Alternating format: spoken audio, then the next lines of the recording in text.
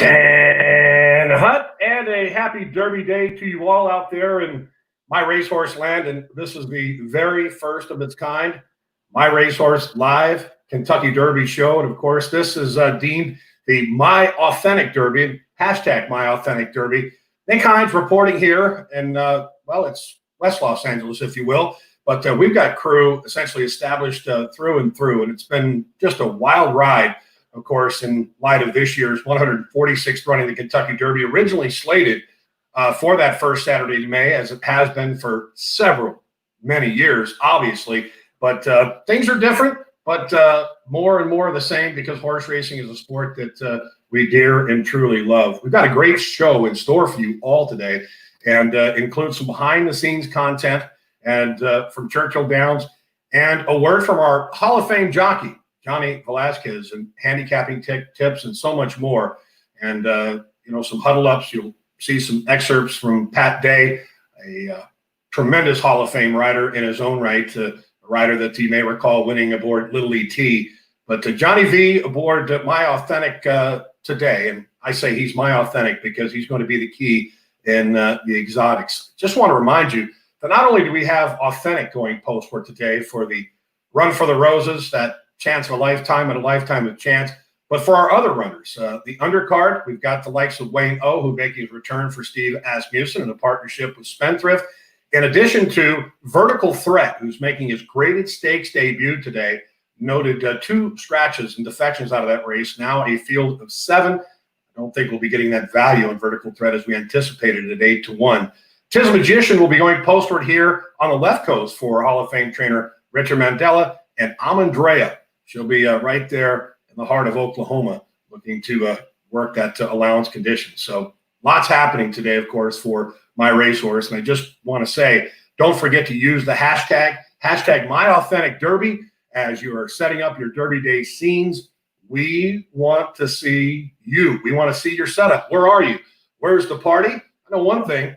I started a bit early today. And in fact, this Cup was a horse that I was involved with back in 2008, won the Grade 2 Lexington. This goes to you behind at the bar. I'm not going to tell you what's in the cup until it's all said and done. With that said, let's bring in our 2 team members.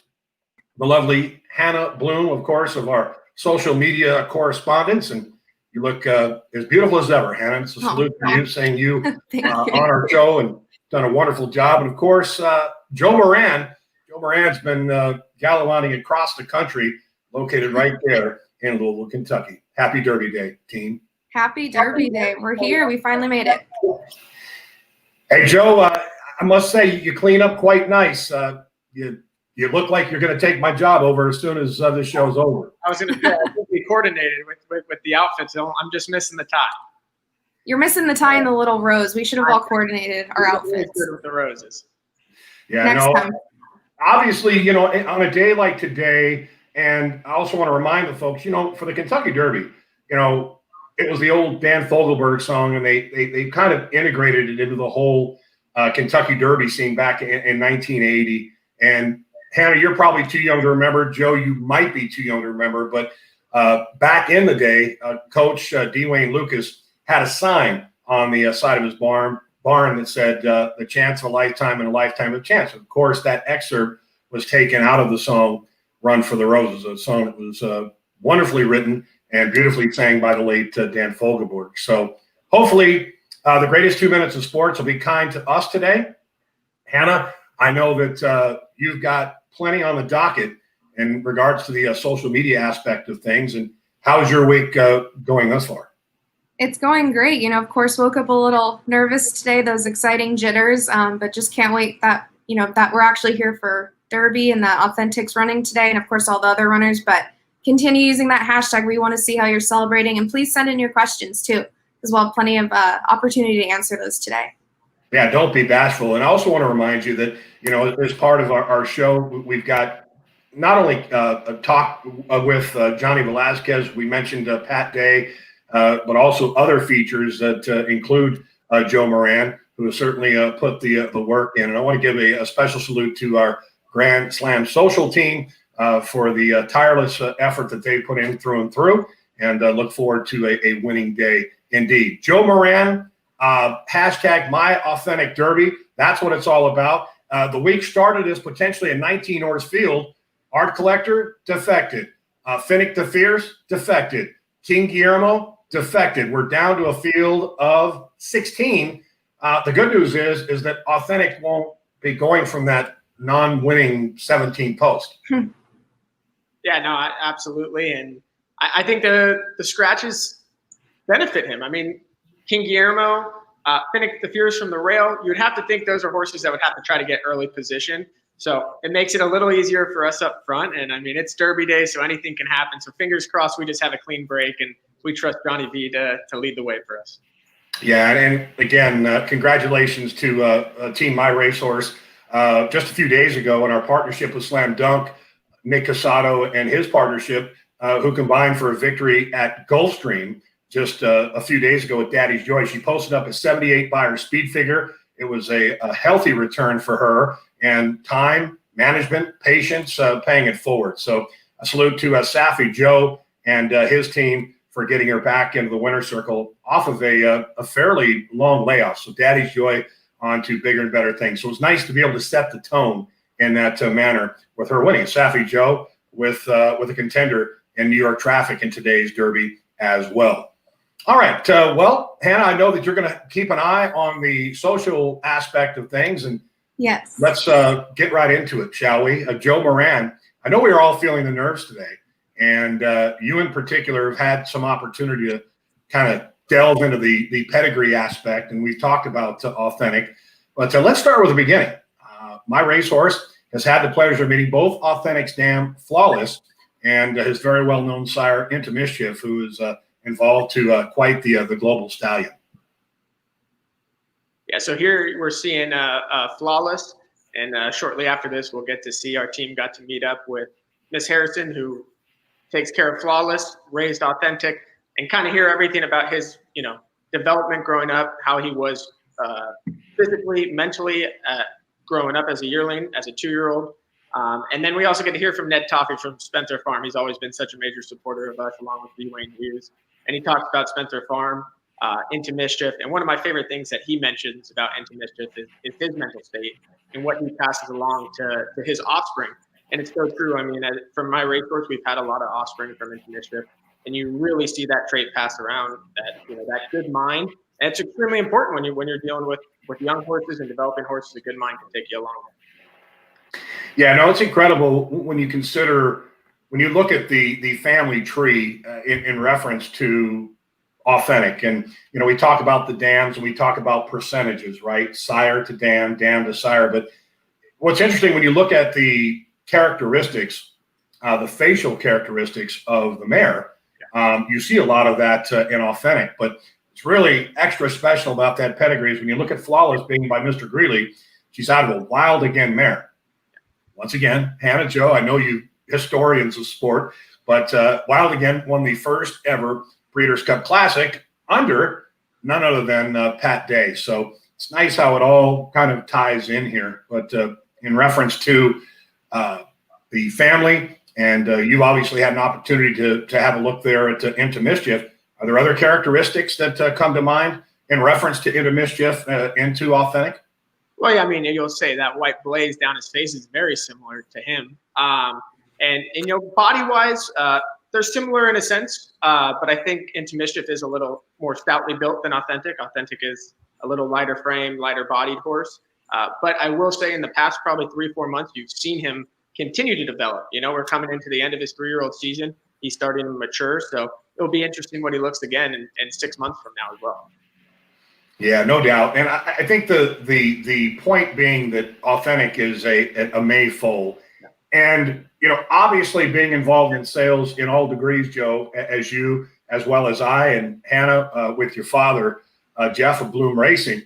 When you look at maturity, being that January 1st essentially is the first day a horse that can land on Earth due to the breeding season. When you look at a May foal and you look at the development of Authentic, and Joe, you've had a lot of opportunity to catch up with your Hall of Fame trainer, Bob Baffert. What would you say the bottom line is with Authentic from a maturity standpoint and where he stands? Yeah, well, I think the biggest thing, and Bob will preach it, I've had, the honor of hanging out with him probably the past 3-4 weeks throughout his whole work prepping up into the Derby. And his mental standpoint has matured the most. More than anything, I think that's been the biggest thing for Bob that he's been happy with. And I've talked about it before on Facebook, is his works.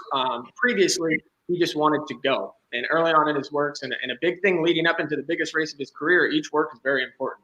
So getting him to relax early on, you never know what's going to happen in the Derby, and maybe you have to take off horses. That's not going to be likely the plan here. But having that versatility and maturity to be able to, do whatever you need to do in the biggest race of your career plays a big factor. And I think that's been the biggest thing Bob's seen in his maturity. So as we've had an opportunity to meet the parents of Authentic, where it all began, Hannah, I know that essentially we have, many questions coming in, so keep an eye on that. Yeah, we actually have one that might be good to answer before we get started. I might be butchering this name, but Brina is asking, how tall does Authentic stand? I don't know if we know that exact question. I wouldn't have the exact. Okay. Well, I would say that he is probably 16'1", right in the 16 to 16'1" point. Would you say that's fairly accurate, just based on?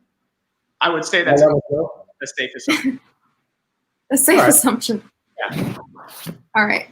Then let's get started with the video we have for everyone. All right, let's send it.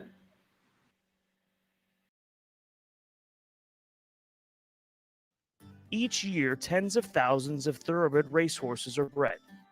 Planning each of these matings takes into consideration almost countless factors. Some now rely on computer programs to match mares with certain stallions. Others use years of generational knowledge to bring together a stud and a mare. At the end of the day, it's a genetical roll of the dice. So what happened when breeder Peter Blum rolled the die of leading stallion Into Mischief with his broodmare Flawless? He produced Grade 1 winner, Authentic. Into Mischief is really a great horse to be around from a personality standpoint. He's very, very smart. At first, you might think he's going to be a little bit of a tough guy. He'll bellow and snort and put on a little bit of an act for you, but he actually couldn't be kinder. And I think that's an important part because he throws that to his offspring. They're intelligent, they're mentally tough, but they're really manageable, really easy to work with. We purchased Into Mischief at a 2-year-old in training sale. We paid $180,000. He was from the first crop of Harlan's Holiday, who went on to become a very successful stallion. Into Mischief was a very precocious horse, was a Grade 1 winner at 2. Had some minor issues that kept him from really competing as much as we would have liked throughout his 3-year-old year. Had a foot issue that took him off the Derby trail, but he finished up the year really strongly and then came to stud as a 4-year-old. His pedigree has emerged since he first came to stud, and he's now a half-brother to Beholder and Mendelssohn, who are very, very good horses. But breeders tend to feel like one sign of a good stallion is that they stamp their offspring. In other words, their offspring tend to look very much like the sire. That's maybe never truer in any horse than it is with Into Mischief, especially the markings. You really see that same light bay color with some white and usually some white markings on the face. And you see that with Authentic. Authentic's probably a little bit lighter, racier version of Into Mischief. Into Mischief's a very muscular, heavily made horse. Authentic's a little leggier, a little lighter, little racier looking version of Into Mischief, but he's marked very much like him. We've got a lot of similarities.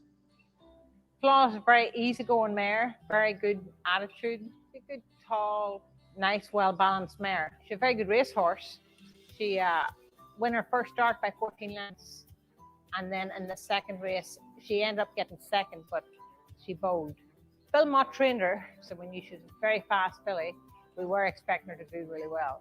After she ran the first time, Peter Blum still has the article from the New York Times. So they compared her to Rachel Alexander, the next Rachel Alexander, because she was so impressive when she won. After she finished her racing career, Bill Mott told Peter Blum at the sale, at September sale, he said, I don't mind if you sell every other mare, but you need to keep Flawless for a broodmare. Authentic was born around 7 o'clock in the morning. We always liked his, he had always a very good frame and good length, and you knew he was going to grow into his frame. We always knew out in the paddock, when you see them out running about, especially as Wheeland, you always know he had a really long stride, and you always kind of knew he's a good one, or he's a nice horse. He really does take after his daddy. Lots of leg, lots of height, good looking, strong, big, good looking horse. So if we like the foals, we'll most likely go back to that same sire again. So we like the authentic, obviously. So we've bred, Flawless is now trying a Intermischief colt that'll be a full brother to authentic. And she might get bred to Intermischief for another few years, depending on how he proved himself. It feels it's just very exciting. You're always hoping for him to do well. And we're just very upbeat. We just hope he has a good race.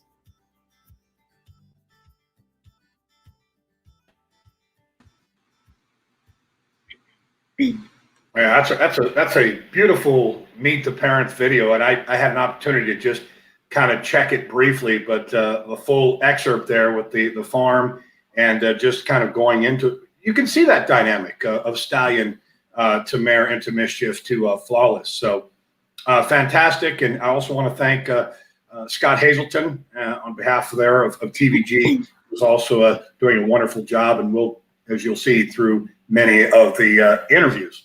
All right, well, it's time, Hannah. I know that you've had some opportunity to take a look at the social aspect, you being the social media expert.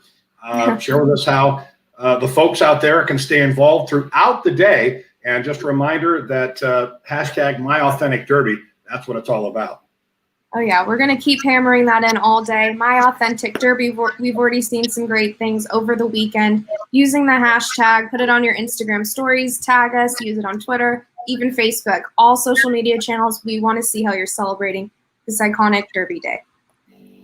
Yeah, no doubt. I think that there are so many aspects. And, you know, as we had discussed, Joe with Wayne O making his comeback today, vertical threat on the undercard in that grade 2 Pate Mile for $500,000. Yeah, Tizzle Magician, even Amandrea. You know, these horses, for me, being a Las Vegas native, I kind of look at this opportunity as maybe playing like a win parlay. We took like a $2 win parlay or win place parlay on every horse, but who's playing to place? I mean, obviously we're playing to win only. And also want to mention that Joe, we'll touch a little later on in the show in regards to handicapping. And all right, but Hannah, I guess what I really want to know is with all these contests going out, what can we win with the My Authentic Derby today? Yes, so there is a chance to win some really exciting things: an authentic horseshoe, an exclusive signed photo, and maybe Johnny V's goggles from today. So there is a benefit to using that hashtag other than just showing us how much fun you're having. You have a chance to win some really exciting things, all things authentic. Yeah, and here's a look at this is a nice look at all of our social media from the last few days and continuing through today. So you might make it on our tag board here and seeing what you're doing, and this is really cool. Yeah, it's amazing to think, Joe, considering the fact that Authentic is where he is on the precipice of breaking from the starting gate for the greatest 2 minutes in sports. When you consider at this rate, essentially 20,000 foals born per year, I'm no mathematician, but when you consider the fact that only 20 horses are essentially eligible to get in the Derby, how's that for some math denomination? Yeah, I mean, it's just something, you know, myself, Michael, our founder and CEO, and Joe Mishak yesterday were just hanging out in the hotel lobby and just thinking about when we first started and to think that we're in the Kentucky Derby. It's just something phenomenal, and it's something you dream of your whole life. So it's just something that I can't even really put into words. You know, I remember the first day I met Michael Behrens. We were at the Corona Bar at Del Mar, and he had this vision in his mind from day one. And, you know, I tested him. I didn't think it was possible that he could get to this point, and he's done everything he can. And to have a horse like Authentic in the Derby with Bob Baffert is just phenomenal. Yeah, well, the difference between me and you, I knew Michael Behrens could do it because I had faith, and the bottom line is he's comprised a winning team, and I can honestly say that it's been an honor and a privilege to be on the ride thus far, and this is just the beginning of something incredible. Absolutely. All right, so well, we've got some more catch-up, and in a sense that we've got more interviews for you. But this is the one that I was especially excited about because not only do we have a Hall of Fame rider in Johnny Velasquez, but another in Pate, Johnny V, who's won 2 of the last 9 Kentucky Derbies. and he'll team up with the Hall of Fame trainer. So it just feels like winning for this hashtag My Authentic Derby. So let's check on and end with this segment. Scott Hazleton catching up with two Hall of Fame riders. Well, it is my pleasure to welcome two gentlemen that combined have ridden the Kentucky Derby 43 times and won it 3 times between themselves. Pat Day, Hall of Famer, Johnny Velasquez, Hall of Famer. Johnny getting set to ride Authentic in this year's Run for the Roses on Saturday. And first of all, Johnny, you've made it to Louisville. How different does it feel arriving in September versus late April or early May to ride in the Kentucky Derby? Definitely a very strange year, and actually coming here in September right now. And it's funny because my wife asked me that question when we landed at the airport. How did it look? Did it look really busy and lots of private planes or whatever? And it's like, no, it's empty. It's not much going on, So it's a little bit, it's exciting, but on the other hand, it's a little bit sad that you're missing all the excitement from being busy and having everybody around and stuff like that. So yeah, it's definitely very strange. Pat, if I told you last year, any time in your life that we'd run the Kentucky Derby in September, what would you have said to me over the course of these 30 plus years that we've known one another? Well, I don't think that anybody could have ever even remotely anticipated what's going on in our world today. So in answer to your question, no, not by the furthest stretch of my imagination. I think I'd read somewhere that it had only been postponed one other time, and that was during the war or something. But under the current circumstances, it's commendable, and that Churchill Downs is still able to rally and put it together and have it. So my hat's off to Churchill Downs in Louisville and to all of those, Johnny, and all of them that are coming in and participating under these very difficult circumstances to ensure that the race goes on. Was there any point in your career where things were shut down, paused, a disruption in racing at all? No, not to the best of my knowledge. It was business as usual, 365 days a year, as far as I know. I certainly can't recall any time that they shut down. It was a rare occasion when they would cancel the races because of weather or frozen track or something like that, but never where they canceled the races and had circumstances such as they are now. Johnny, Pat's talking about how odd it's going to be as far as no fans, especially when we're used to having 180,000 plus, and each and every year it seems that there's more because there's just more and more seats being installed and opened up at Churchill Downs. And you've had a chance to ride now during this resumption of racing. How odd has it been, Johnny, with no fans, and how different is it out there on the track? Do you hear more when you're in the midst of a race? Yeah, for once, I mean, that you do hear a lot more for sure. But normally, when we are riding the races, we kind of concentrate on the things that we do, and we really zone out the crowd. And for the most part, it's really nice to have it when we do on the postcard and everything. But what we're racing, we kind of zone out the crowd. It's just the before and after at having the crowd there, the cheers and the emotions and everything goes by having the people there. What you're racing, I think you're so concentrated into what you're supposed to be doing and trying to feel your horse. So you kind of zone the crowd out. But I must say, by being here early in the year and not having any fans and everything, it's very, very odd. I mean, just no other way to explain it. It's just so quiet, very strange, and it's definitely a very weird year. In a normal year, when there's the close to 200,000 folks in the stands, Johnny, what is it like? What is it like when you go through that tunnel and you hear My Old Kentucky Home and the roar of the crowd? I mean, you're a veteran. You've ridden around the world in the biggest races in the world. Do you still get nervous? It's excitement. I think it's more excitement and anticipation. What's going to happen and what your horse is actually is going to respond on the need of you.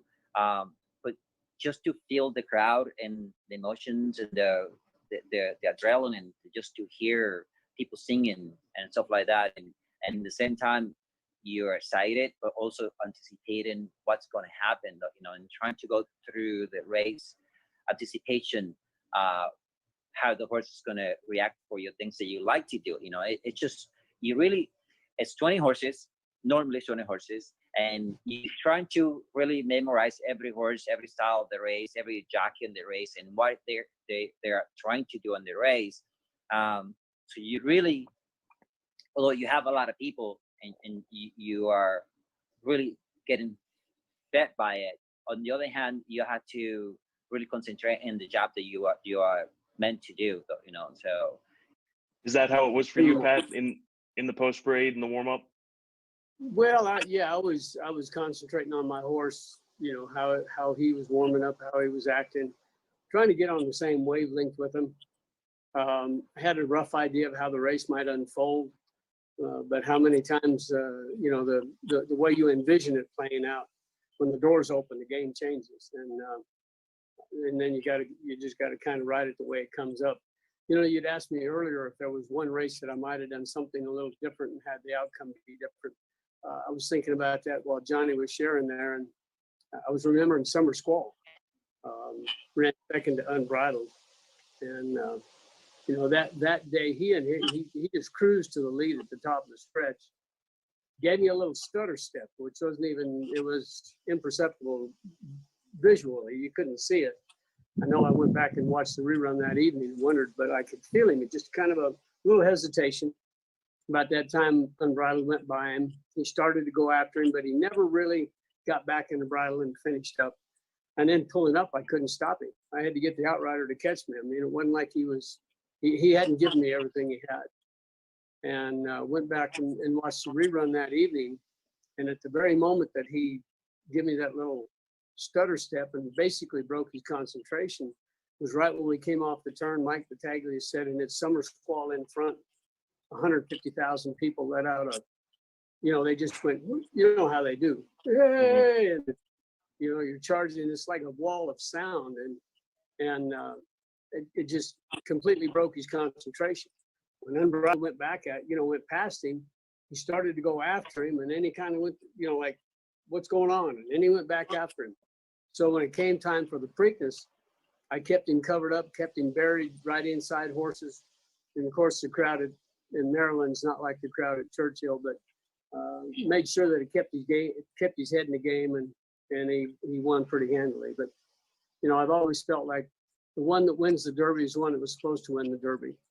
And that day with Summer Squall, I got back in the jocks room, and as you might recall, Mrs. Ginter and Carl Nasker, and he was calling the race for, and she was such a sweet lady. Been in the game for 100 years.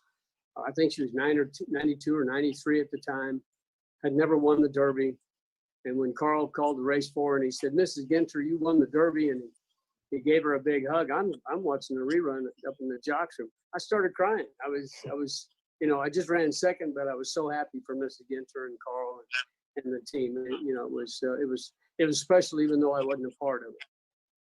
Johnny, how has this changed things as far as getting a mount, lining up mounts, riding horses? Obviously, riding Authentic will be the first time you'll ride this horse, as he's based on the West Coast. How different has it been for you and your agent? I mean, not much different for me, because I really rely on the agent's job. You know, see if they can get me fast horses. Like anybody is looking for the really good horses anyway, but not much. I really rely on the agent, see how again we can find some really good mounts, and very different this year coming in September, like you were saying earlier. So it's, you know, really relying on the customers where they take you and where the horses are taking you. So September they're taking us into Churchill Downs, right in the Derby, and obviously right in the Authentic. Very pleased with the mount that I have, and thankful for the owners and Bob and giving me the opportunity to ride the horse. Pat, you had quite the run in the Kentucky Derby. 1982 to 2004, you didn't miss a mount in the Kentucky Derby, and obviously, when you're in the midst of it, you don't even realize that you've got a streak. But looking back on it, Pat, have you reflected on that run that you had in the Derby? Well, I was tremendously blessed, and a large part of that, I think, was because I was based in Louisville. You know, but felt very honored to, you know, and I remembered each one. You know, the first time I rode the Derby horse called Music Leader. I recall very clearly the feeling that I experienced when I rode out on the racetrack and they're playing my old Kentucky home, and the feeling that came over me the last time I rode in the Derby was, it was still the same. It was very intense, very emotional. I can't imagine what it's going to be like for Johnny and the rest of the riders this coming Saturday with no fans in the crowd, no fans in the stands, singing my old Kentucky home. It's going to be a little unusual, I'm sure, but I felt very blessed to have been able to ride in that race that many times. I wish that my record was a little better. I'm 1 for 22. That's not a very good record, but I'm very happy with the one that I got and happy to have ridden in it. Was he one of the more unexpected, looking back in those 22, Little ET, given his price and given some of the big name horses like Easy Goer that you rode in the Kentucky Derby? Was it a surprise to you that Little ET was able to come through on that afternoon? Yeah, absolutely. I was expecting a big effort out of him, but of course, Arazi was getting all the ink, and he was a heavy favorite. And there were several other horses in the race that certainly qualified. It was a tough field, as it always is. I'd certainly come into the race on numerous occasions previous to that with what you might deem to be better opportunities, at least on paper, and wasn't able to get the job done. So I was just extremely happy and grateful that the Lord would bless me that afternoon with the victory aboard Little ET for my dear friends, Mr. Cal Partee and Mr. Ben Whiting, who I'd had so much success with previous to that. Made it very special. I've already asked Johnny this question, and he said that there's not a race that he'd take back or wish that he could do over again, that the horses did what they did on those afternoons. But looking back on the others, the 21 others in the Kentucky Derby that didn't cross the finish line in first, is there one that sort of got away where if maybe one thing would have happened, better position in the first turn, that maybe you could have picked up another win in the Run for the Roses, Pat? Oh, probably Menifee. Finished second to Charismatic. And, I never had to check him in the course of the race, but I was working my way through the field. I never got clear until the 8th pole to really put the hammer down. And when I did, he came hard at the end. If I'd have gotten free a little quicker, maybe the outcome would have been different, but that's the name of the game. Coulda, woulda, shoulda, and it turned out the way it did. And I was pleased with his effort. Would like to have gotten free a little quicker, but there was no way to get myself out of the crowd. Well, Johnny, Pat, I could sit here and talk to you for hours on end about this and relive glories and disappointments and all of that. But we know Johnny's got a big week ahead. And Johnny, good luck with Authentic for the team, Spendthrift, and myracehorse.com. And good luck on Saturday. And Pat, always great catching up with you and reliving the greatness that you've had and that win and everything that went into those years of Kentucky Derby runs there at Churchill Downs beneath the Twin Spires. Thank you both. Yeah, no doubt a great feature considering the fact that combined both riders, Hall of Fame riders, having won, 27 Breeders' Cup races in addition to 12 Triple Crown races. And, it's interesting to hear Pat Day and his take in reference to the expectation and the surprise effect. And Little ET obviously jumped up that year and surprised many with quite a win mutual in the end. So, again, I want to thank Scott Hazelton for taking a moment there to sit down with both Johnny V and Pat Day. Both great riders and better people. And I know Pat Day, Hannah, has had a lot of fan support out there. And we have Jamie Owen Smith here on Facebook. She was saying she's curling her hair and we're going to make her burn it because she was so excited to see Pat Day. We have a lot of fans out here. And we also got a few questions. I saw on YouTube, Jim Bay was asking about the distance. And I know Nick and Joe, we've talked about this a lot because a lot of handicappers are kind of not sure how Authentic will do, but I wanted to get your guys' kind of perspective as far as distance. Joe, I'll defer to you first and foremost on that. You're quite the astute handicapper in your own right. The distance has been the question, and there's an old Eagles song that talks about the long run. You may have heard that song. Can he go the distance? We'll find out in the long run. What do you say, Joe? Yeah, well, I mean, obviously, I think visually from the haskell, it's definitely a valid question. Can he get the distance into mischief? Can he get the distance? It's a question out there. I agree with everyone that has to say it. But I will say, when you look at the workout patterns of every horse in this race, Bob has done everything he could to have. There's no question. Today's the day. If he's going to get the distance, he's going to be ready today. And Bob seems pretty confident, and when he comes in confident, it makes me feel confident. And watching him work, it's Derby Day. Maybe he doesn't get it, but my heart, my gut tells me he's going to get it today. Well, obviously, Bob Baffert is on the precipice of history in his own right. Ben Jones is the all-time winningest trainer in the Kentucky Derby, having won a total of 6. This dates back between the years of 1938 on into 1952. And not only has Bob Baffert won 2 of the last 5 Kentucky Derbies, he's won 2 of the last 5 Triple Crowns. And obviously that can't happen this year, but I also want to remind the folks, and for the fans out there and the partners, the thousands of partners that are involved with Authentic is still in line for that Monmouth bonus that was offered up because they wanted to incentivize folks to race their horses in the TVG Haskell. If you win the TVG Haskell, you win the Kentucky Derby, you win the Breeders' Cup Classic, you're in line for $1 million. So that's another great incentive for those folks that have bought in to Authentic and, of course, taken aboard the money train. It's been a wild ride thus far, and for a horse who has essentially done just about everything right.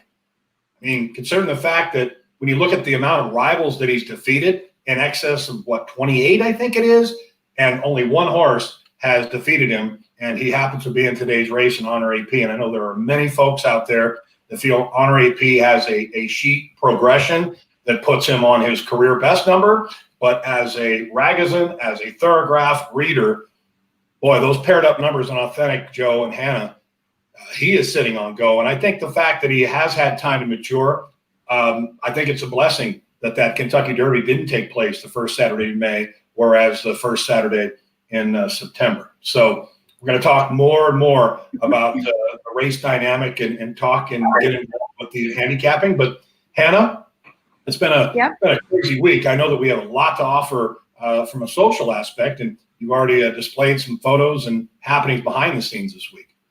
Yeah, I think, and we might have time for one more question. I see Norman M. here saying, did someone ask Johnny what he thinks about the far outside post positions like Authentic? I don't think we specifically asked Johnny that question. I know he's excited to ride, but I'll get your guys' perspective as far as outside post position. I know we've touched on it already, but more insight perhaps.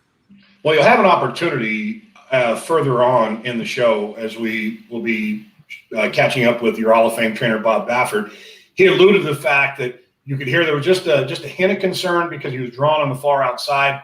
As a former trainer, I can tell you that generally when horses draw first time out, as much as you don't want to be on the dreaded rail, you also don't want to be on the far outside because generally horses, they tend to work as, kind of in herds. So essentially they're used to training or being with other horses, say, for example, in the morning. So when they break out of the starting gate, inevitably they're looking for that little crutch, if you will. So the natural centripetal force when a horse breaks from the gate is to kind of maybe try and veer. And Joe, as we recall with Authentic, I believe that was on the San Felipe where it had done that right-hand turn. I believe that was the Santa Anita Derby. Santa Anita Derby, that's right. Yeah. And I think that's a major advantage, just tuning in real quick, that, Johnny B has seen that before.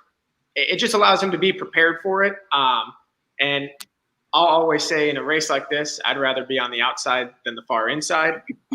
And handicapping the race, I just think his speed, if he breaks clean enough, he should be able to get over, but we just got to break straight. Yeah, well, that's obviously the key. And I think the idea is going to be knowing where Tis the Law will be placed early on. We'll keep an eye on the live odds as well. I'll keep you updated throughout the show as I'll get that update here in just a moment.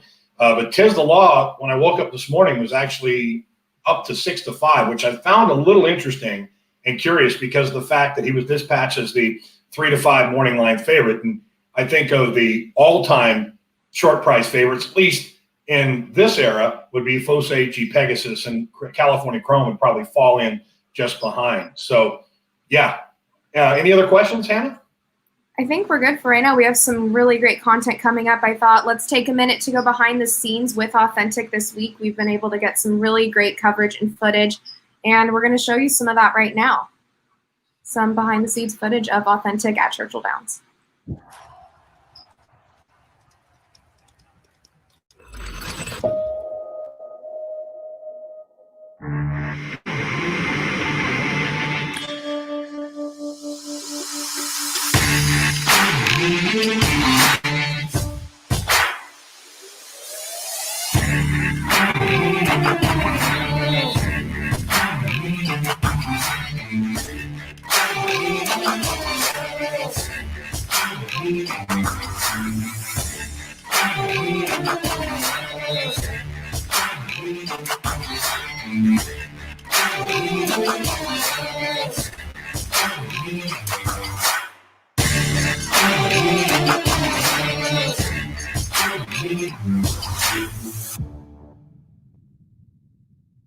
Everything went very smooth with Authentic's shipping. Arrived yesterday afternoon. We went out on the track this morning for a nice, easy stretch of the legs. Just jogged once around. Very relaxed, taking everything in. Walked back to the barn very, very calmly.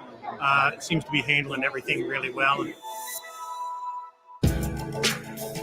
Authentic drawn the 18 hole. You know, we expect him to go to the front and beyond or near the pace. There's always so much bumping in the Derby that a good post can turn into a bad post and vice versa. So if he's good enough, he'll find a way to get it done. And that's a big part of things here at the Derby. So, so far, so good. Authentic, he shipped really well. I know sometimes he can get a little bit antsy when he gets here, but he's fine. I think the trip to Haskell really mellowed him out a little bit. He's matured so much since the last few months that I really feel great about the way he's coming in the race. The draw wasn't really ideal. You know, I was hoping to be like in the middle somewhere. With his new starting gate, they're actually going to be closer together. I think there's going to be probably more bumping going on earlier in the race if you're in the middle. He's out of harm's way. You know, he drew the outside, his hand needed Derby, he broke out. Authentic on the far outside. Authentic makes his move.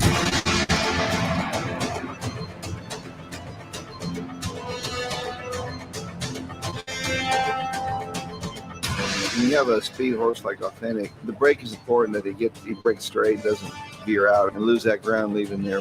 Since the Haskell, Authentic has just improved immensely. And he needs to, you know, to move it up another notch. 'Tis the law. He is the heavy favorite. I think we've closed the gap, so I expect a big run. I think my racehorse, it was a great idea, especially for a horse like this. I've seen so many people spend millions and millions of dollars that can't get to the Derby. And for just a small amount, you'll have a Derby horse, you get the excitement. He's going to have a huge rooting. Believe me, there's thousands. Everybody's telling me, hey, how's the horse doing? You know, checking up on him. So far, it's been a lot of fun.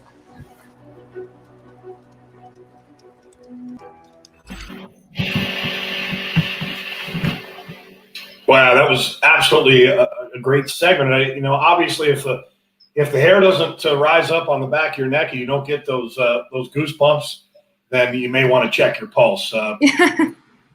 Great work there on behalf of everyone from Grand Slam Social, and some wonderful perspectives from Bob Baffert. Joe, do you kind of sense that there's a bit of a quiet confidence there from our Hall of Fame trainer? Oh yeah, no, absolutely, and I think it truly is how he's training up into this race is making him feel confident. What he said, he couldn't have him anywhere else to feel more confident. So I mean, as a trainer, and you would know this better than me, but when you put the horse in the right position and do everything you can for the horse, then it's up to the day. It's like Ned Toffee said in his interview on the post draw. He said, you know, if he's good enough, he'll get it done, and I think that's what it's going to come down to. Yeah, and then obviously, as we talked about the defections from earlier this week, you know, Art Collector with a foot, King Guillermo spiking a temperature, Finnick the Fierce defecting. It's so hard to get to this point. And once again, a big salute going out to Team My Racehorse for making that dream a reality, owning a chance at history and winning the Kentucky Derby. And it's just a feeling like none other. And I'm just so happy to be part of the journey. And the journey has essentially just begun. All right. So the question of the hour, Hannah, is it's Derby Day. Who do you love? And I accentuate, who do you love? And this being a Derby like none other, it's authentic in its own right. It's of a rare kind. We got together with a couple of experts, and I would classify myself as a expert, but we did get together with a couple think so. of okay, well, thank you. And Joe will have an opportunity, of course, to do a little handicapping ourselves a bit later on today. But we sat down, Handicappers Roundtable, brought to you by My Racehorse earlier this week with TBG's own Caleb Keller and Scotty McKeever, equineedge.com. As we get into the race, the Kentucky Derby slated to go off at approximately 7:01 Eastern time come Saturday. And gentlemen, as you are well aware, being on the My Racehorse Handicapping Roundtable show, authentic. He's drawn post position number 18. He's the furthest most post position. And while Tiz the Law is drawn directly inside of him, and while post position number 17 has never won the Kentucky Derby, I think I would have to say that this is indeed a different kind of kettle of fish, knowing that we've got one starting gate that is comprised of stalls. So, Caleb, I'm going to ask you, in looking at the pace dynamic and how this sets up, where do you see authentic scheme of things? And in the end game, who do you see winning the Kentucky Derby and why? Well, I like the setup, Sarge, with all the favorites on the outside. They're going to basically keep close surveillance on each other, and I think they're going to run it like it is, basically a three-horse race with Honor AP, Tiz the Law, and Authentic. But, you know, Authentic with Bob Baffert, he's so naturally quick that if he does get a good dispatch, I don't see why necessarily, especially if King Guillermo ends up coming out, why he couldn't just, you know, take the reins over. He's got those long legs and a super high cruising speed for Bob Baffert. And I was wondering a couple of years back, I was thinking, you know, Into Mischief is pretty much the fastest sire out there. We know that. But I couldn't think of too many Into Mischiefs that Bob Baffert had until the last couple of seasons. And now he's got two, Gamine, as well as Authentic. So this is kind of a match made in heaven to give such a fast sire to a trainer that brings out more speed in a thoroughbred than we've ever seen before. So it's a great position to be in. But I do think that Tiz the Law loves sitting third. And I think that Honor AP might be a little bit better suited to pull off. So it's a tough task from the 18 post, but Authentic has certainly got the speed to clear off and be the leader here in this race. Yeah, it's interesting. The fact that Into Mischief Smith is a stallion that has evolved from a 7,500 stallion to 175,000 and beyond, and is proving to be a sires of sires, namely with Golden Center in the same stallion barn. Spendthrift Farm and a partnership with the horse. We got Matic Starlight. You know, again, with Authentic and where he's drawn, you would think it would be go time. Bob Baffert has won 2 of the last 5 Kentucky Derbies, both of which consisted and ended up being Triple Crown winners. And then Johnny Velasquez. And when you look at riders, and going to Scotty on this one, in regards to your program, so to speak, you talk about your win rate at 36%. When you factor in riders, a new rider on a horse who hasn't been aboard. Now, mind you, Authentic has won with Braden Van Dyke, Money Mike Smith. How do you see Johnny Velasquez, who's won 2 of the last 9 Kentucky Derbies, see him fitting Authentic, and how does that play into your handicapping? Well, the jockey definitely plays into our numbers, and Authentic is 11%, which I think is the second highest win percentage we have.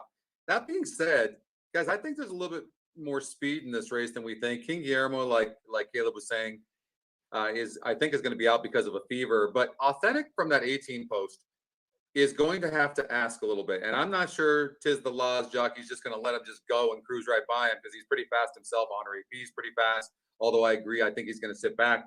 But I think Authentic's going to have to ask a little bit. And guys, I'm not entirely sure that Authentic wants to go 10 furlongs. Now, the big question, and Caleb, obviously being the pedigree guru that you are, you know, I've done my research, and, you know, being out of a mare, Flawless, who was by Mr. Greeley, immediately you stand up and ask yourselves, does this horse have the capability? The one thing to consider, that Flawless herself was out of a Wild Again mare. Well, before Caleb was born, I don't think you were born in 1984. I think beyond Caleb, giving you a lot of credit. But Wild again, of course, won the first Breeders' Cup Classic, and Classic being the classic distance. So Caleb, distance-wise, do you think Authentic is at a stretch optimum at 1.25 miles? Well, speed keeps on going downhill.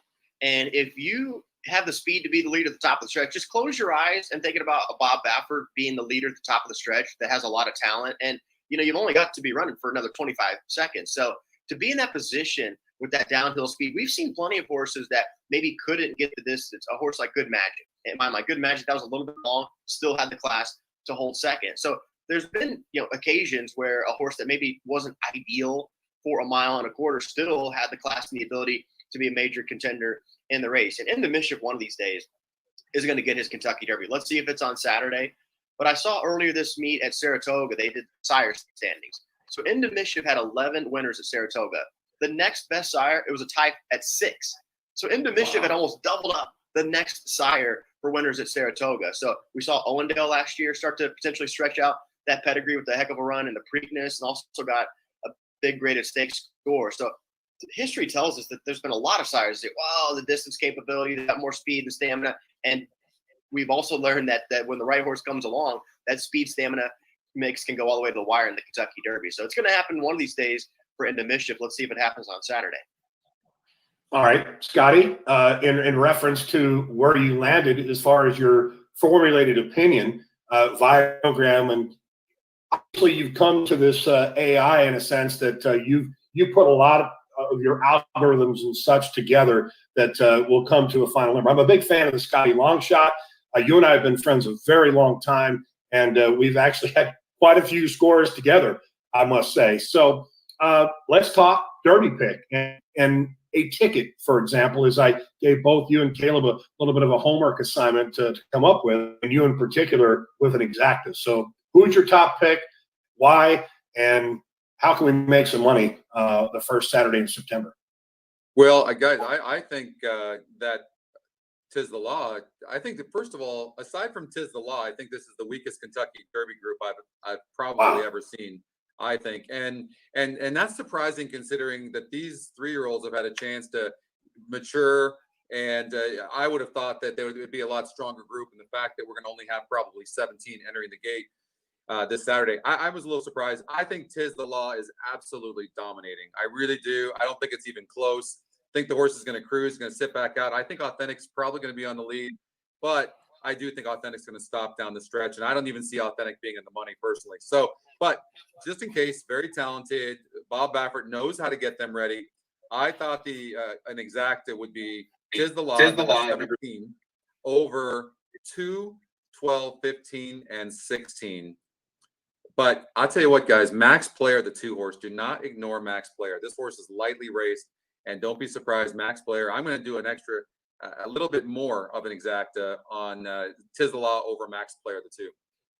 Well, I love the fact you're taking a stand. You do realize that this is the My Racehorse handicapping roundtable, but this is all about opinions, and I appreciate the fact that you speak strength of that opinion. There are several skeptics that don't feel that Authentic can get the distance, and the word against Authentic necessarily, Nick, just so you know, right? But as a handicapper, I'm just giving my opinion. Absolutely, and that's why we have you here, Scotty. And I can tell you that I appreciate your frankness in a sense that you've got a plan. You're going to take it as an approach that Tiz the Law is far and away the most talented, best horse in the field, and you're going to stick to your guns. So, Caleb, referencing your top selection, you put together and assembled a trifecta. We didn't have to augment and take out a Camel because he wasn't included in that. So, with your trifecta, tell us about your key and your analyses of Tiz the Law and being your top selection for that Kentucky Derby at 1.25 miles. Well, I mean, there's been plenty of stories of the favorite winning the Kentucky Derby and still everything paying very lucrative underneath. Now, I don't think we've seen a 3 to 5 favorite potentially win this race, but one horse I'm really intrigued by, I do like Tiz the Law on top. That's the best looking horse I've ever seen walk off a van. I mean, I didn't even see him on the track, right? When he came off the van at Churchill, looked like an Adonis and absolutely incredible in the flesh. Now, I do think that my long shot in this race is Sole Volante. And I kept on trying to figure out, why did they go to that allowance 10 days before Belmont, and then they won the race, and they still didn't know if they wanted to go. They took the trip up there, and the whole thing was a wreck. And what I figured out as I watched a little bit more, I don't think that Sole Volante was just right. You know, he kind of drifted out a little bit, which he'd never done in that win at Gulfstream. I think that he had a tiny little issue. It wasn't enough to prevent him from winning the allowance. And I think that's why B and Cone kind of half-heartedly went up to Belmont and noticed that they put the front wraps on him, and he ran very disappointing. But small horses don't do well at Belmont. He's on 10 days. It's a long plane ride plus then a van ride into Belmont to face Tiz the Law, who was never going to lose that race anyway. So Sole Volante, what I like about him is the fact that he surveys the group very well. He's got such a good understanding of the group and where he's at. I think he's got the best sensory system in this race, and now he comes in super fresh. Check out that 57 work. I know it's on the turf, but B and Cone works all the sources on the turf. 57, that tells me this horse is getting good right now. Everybody's jumped off the wagon after the Belmont, so I've got him in there as the 12. I look to the inside and Forcible. He's showing himself well in the mornings. The 7, as we go more towards the inside, Money Moves. He's lightly raced, but I feel like he's better than people think. And then we get to the 13, Attachment Rate for Dale, who I thought took a sneaky step up. And then we'll get the favorites in there as well, including, I think, a horse that I'm going to key in New York Traffic. One word I would use to describe New York Traffic is rhythm. He's just got this beautiful long rhythm where he just keeps going and going and going. And what you have to like about New York Traffic as a player, he doesn't get his feelings hurt when he loses, right? So he's kind of content tagging along for the ride, second and third, whereas these other horses that are used to winning, someone's got to crack here a little bit in this race, right? Not all these horses coming off wins can cross the wire first. So New York Traffic is the one that I think can go along for the ride, and Sole Volante is a horse I think can make this trifecta pay. So $42, but we are going to keep the favorite up on top. Well, I love the fact that you talk some long shot potential, and being that this is hashtag My Authentic Derby, I'm a homer. I feel looking at various numbers, not only with Scotty's program at Equine Edge, using those numbers to my advantage, but other sheets, if you will. I've come to the conclusion that My Authentic Derby is how it's going to end up for me. So you can call me a homer. I see a gate to wire score. Tiz the Law, I think, will have to have his running shoes on because Authentic is at the peak of his game. So I'm staying the course there. But guess what, gentlemen? I'm going to take some snippets of your long shots that you placed in, and hopefully at the end of the day, I'll have a winning day, because with Tiz the Law being keys on your tickets, he needs to win. And I think it's going to be one hell of a horse race when it's all said and done. So Caleb Keller of TVG, my salute goes out to you. And, above all, I'm just so appreciative of having you in my life as a friend, and our camaraderie at TVG, and Scotty McKeever as well. Scotty, quickly, where can folks out there in my racehorse land find your product at Equine Edge? Thank you, Nick. Yeah, you can go to equineedge.com and you can sign up there for free. And it's easy to do.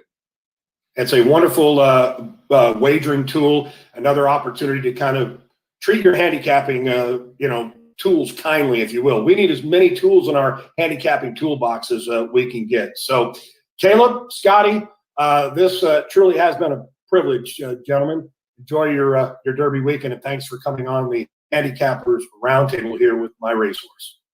Thank you. I'll have fun. Thank you very much. All right, so some candid conversation there on the Handicappers Roundtable, and I can see that smirk on your face, Joe Moran, and Hannah. You're kind of holding because you were part of that show earlier this week, and I think they did a very good job covering all bases. And I think the key to Caleb was being able to kind of maybe grab a few long shot possibilities that you can include in your exotics wagering. But Joe Moran, Scotty McKeever, he took a hard stand. Yeah, I mean, that's why we have everyone has their own opinion, like you said. But I thought you responded great. That I hope you remember this was the My Authentic Derby here on the show that he came on. But no, I mean that's the great thing about horse racing. Everyone has their opinion. You're putting up your own money, so you have to have your own opinion, and that's what makes this sport so great. I agree. Scotty's been very successful in handicapping tourneys. I was a little surprised that they jumped on Tiz the Law without doubt. And I feel that there are many handicapper. Look, I've seen his races visually, but I had a difficult time sleeping last night, likely because of the excitement, not because of the midnight ice cream that I had. Don't tell my wife. But no, when you look at Tiz the Law, like I was examining like photographs, and it looked to me as if he's had an issue with a bruised heel throughout the year. And he has glue-on shoes, which he's had them, but they look like a different set of glue-on shoes. And I look at his lead changes and I look at his head carriage when he switches leads. He's going to have his running shoes on today. I would imagine that they instituted some Air Jordans, because that's what it's going to take to beat Authentic in my eyes, because Authentic might just steal away into the night. By the way, I texted Bob Baffert. Joe, you talked about his quiet confidence. Yeah. I texted him, how tall is Authentic? He got back to me within 38 seconds, and he has said he's between 16 and 16'1", and he's leggy.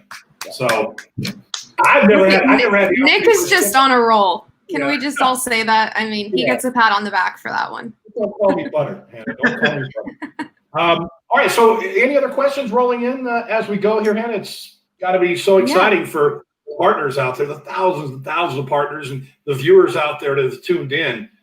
We appreciate you. And this is a one chance opportunity to be part of a franchise and participating in the greatest 2 minutes in sports. Yeah, definitely. Thank you all again for tuning in with us. This is such a fun day. And, Nick, we have a question for you. Someone wants to know which horse that is behind you, and they asked if it's Secretariat. Actually, it is Secretariat. And, over the course of the last month, which has been hectic in light of the COVID-19 pandemic, a good friend and client of mine, Brent Malmstrom, had sent that to me as a housewarming gift. So Very cool. It's not classified as a G clay, but it's something like that. I love it. I'm hoping that the next time we come on, that's going to be Authentic behind me. Yes, I like that. Mike Barron's going to have to pony up the money for the picture, either that or Joe Mishak, either one of them, because I know their bankrolls are much better than mine and Joe's. Not sure about you, Hannah, because your dad obviously manages the world's greatest race mare in Midnight Bisou, and I can't wait till Midnight Bisou locks horns again with Monomoy Girl, who's again very impressive. Yeah, we're ready to see that matchup. That's for sure. I agree. Absolutely. I won't be able to sleep either, but I'll be excited for that matchup too. We definitely got some questions as well. I know a few have asked where Mishak is, Joe Mishak. He is in Kentucky as well. He hit the ground running. He's at the track, I believe. So we'll be getting some behind the scenes content from him as well. But I know a few people have said hi and asked where he is. So I'll have to pass that message along to him. But as far as questions, we have this one. How has the Derby point system impacted the running of the race? Well, real quickly, and Joe, I'm going to take the first part of it. If you had an opportunity to read my Twitter feeds, and Joe, I sent you a story on my father and One-Eyed Tom back in 1972 when Riva Ridge won the Derby that year. That was the first of the two-part for Penny Chenery and the Meadow Farm. Of course, Secretariat winning the Triple Crown in 1973. The earnings rule began just after 1972, and a lot of that was predicated upon the fact that my dad took an unraced gelding to Kentucky. The horse was to be gate approved. He took several U-turns out of the starting gate and was not able to run that particular year. So the earnings rule is what began in the early 70s, but the points rule, how is it affected, Joe? Well, I mean, it makes you prove that you earn your way into the Derby per se. This year's a little bit funky with the delay. We've had some added races during the summer meets at Saratoga, Del Mar. It's made it interesting, and also, as we've seen, a lot of horses that you thought were going to be running the first Saturday of May are not here in the first Saturday of September because this expansion to the Derby, or delay in the Derby, I should say. But yeah, that point system is really just to earn your way into the Derby. Yeah, and that's obviously, I think, based on the graded earnings rule that they had the earnings rule prior.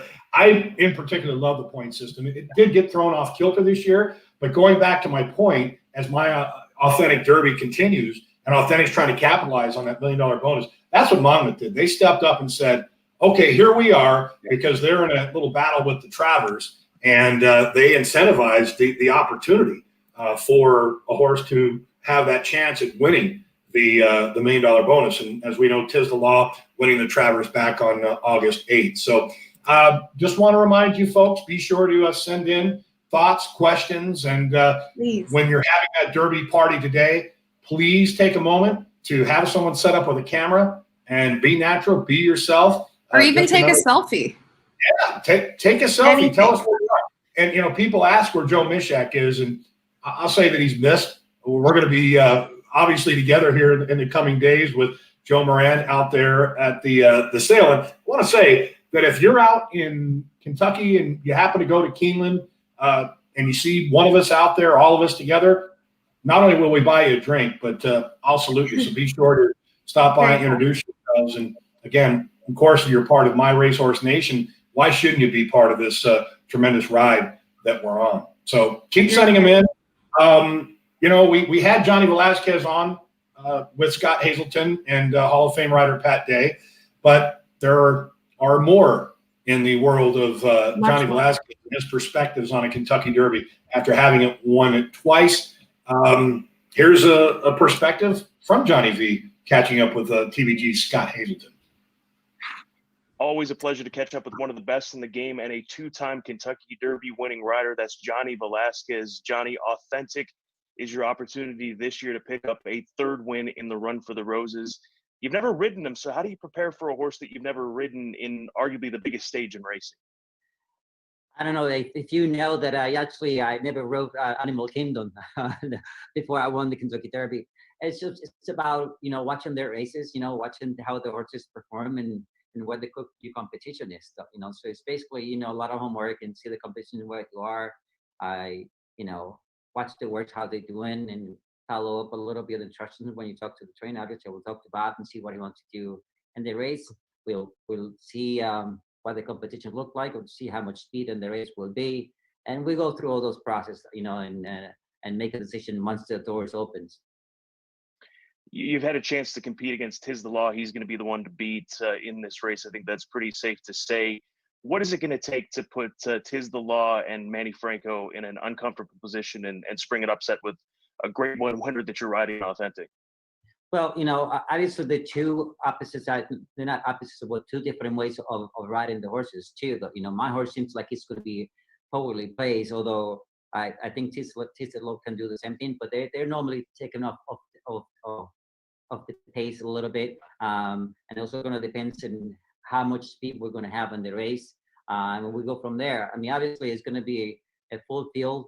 Depends how you break from the gate, what kind of position you get from there, and how uncomfortable can somebody else can put us. I assume my horse is going to be close to the lead, though, you know, and see how somebody else is going to put in an uncomfortable position that they see how the horse is going to react. Although he's been, you know, looked like he's done everything really good inside and outside, which seems like he's a much better horse coming from the outside. It's been 9 years, can you believe it, since Animal Kingdom, your first win in the Kentucky Derby. How much did winning the Derby and then winning another Derby for Todd Pletcher with Always Dreaming change your life? Well, it didn't change my life very much, but although it puts me on the record, you know, having so much success through my career and not winning the Kentucky Derby, it was definitely missing, though. And it's one thing that being a jockey or a trainer or an owner, you know, it gets into you that, you know, the Kentucky Derby is one of the most famous races in the world.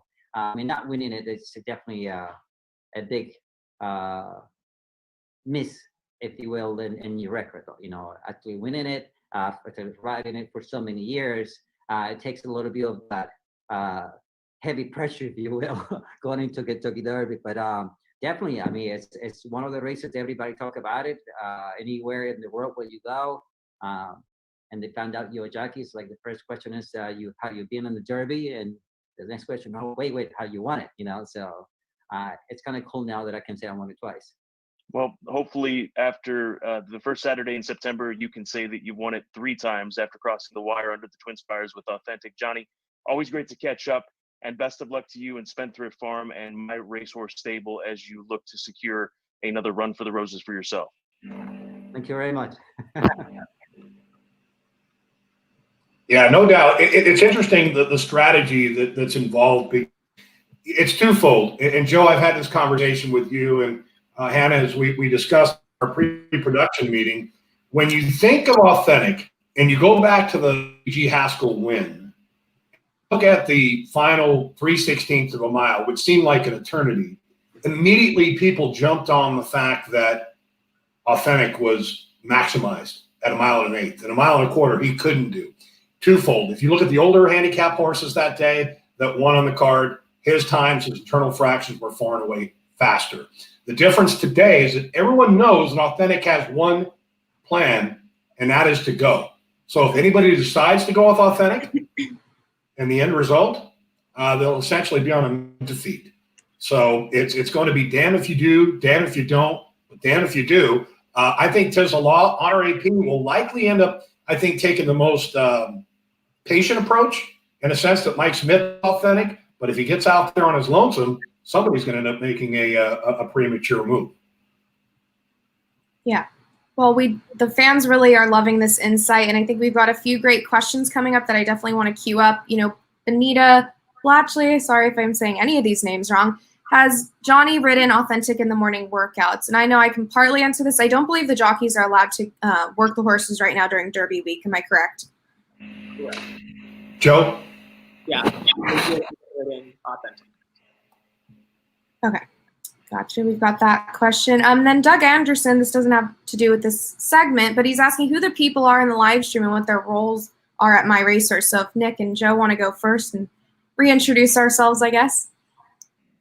Yes, I am deemed as the My Racehorse live host, which I'm more than happy to be part of all of our reviewing parties, but also as a horse when it comes to the acquisitions, a sounding board, if you will, and obviously involved in inspections at 2-year-olds and training sales, yearling sales very soon, and just being the horse guide, so to speak, that questions may be asked, reading through x-rays, ultrasounds, going through reports, if you will, and giving my feedback to the team. Joe Moran, we know what your role is, but tell the folks out there who you are and what you represent. Yeah, so my title is the California Racing Manager. I pretty much handle communication with trainers in Southern California and Northern California, and then communicate with all of our clientele. So if you ever come out to race day, I'm generally out there every morning, every race day. So I try to handle all the communication between trainers, clients, and horses. Hannah? Yes, and I'm Hannah Bloom. I work for Grand Slam Social, or the social media agency that kind of helps everything with My Racehorse, and also very happy to be on the live shows weekly as well. And of course, Joe Mishak, who is out running the trenches right now at Churchill, and of course is going to give us, hopefully we'll have an opportunity to catch up with him in the second show. And I'll remind you that we do have multiple shows for you today. As far as the actual race itself, or for the undercard races, you can actually see those on TVG2. They are available for you.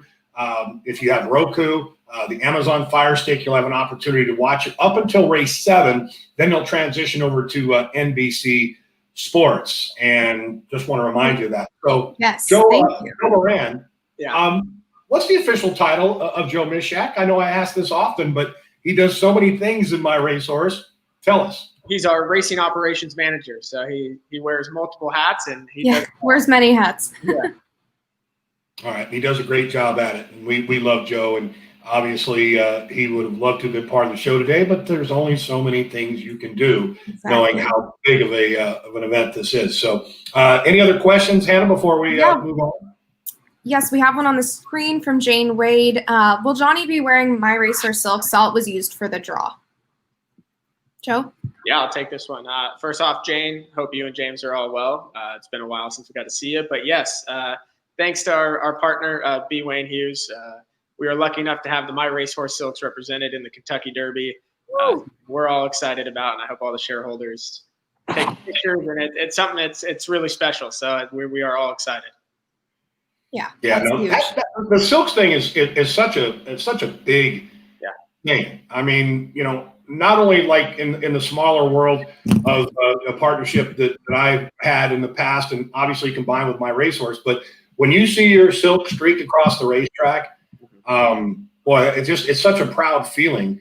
And knowing when they posted up on the board the cutout of the My Racehorse silks, Pretty cool. just gave me chills. I know that there have actually been a few of the partners and even fans of my racehorse, because there are those that are kind of knocking on the door, but they're not real sure they want to come in. And this is your chance at an opportunity to get involved in a franchise. I mean, being part of a sport franchise and being part of this sport of kings at any level. I mean, I've got a good friend of mine who is actually a cook here he's in East Los Angeles, and he's a tremendous cook.